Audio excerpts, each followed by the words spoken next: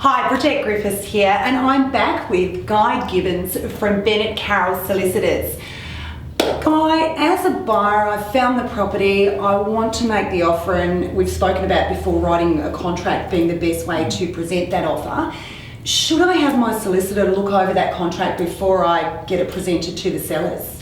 It's ideal, but it's not always practical, particularly if there's competition for that property. Sure. If your offer is nice and clean, it follows the standardised format of the contract, and you're comfortable with the price, the terms of settlement, the billing, the best of finance, if you don't need a special condition, then you might feel comfortable. If you're not comfortable, then by all means get a solicitor to look at it. It can be done pretty quickly these days. Scan, email, the solicitor will look straight at it, give you some advice down the phone.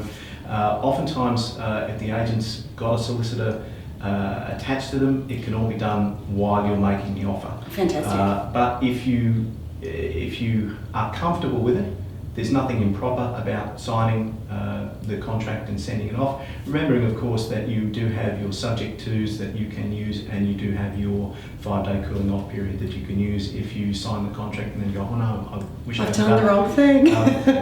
That is also not ideal.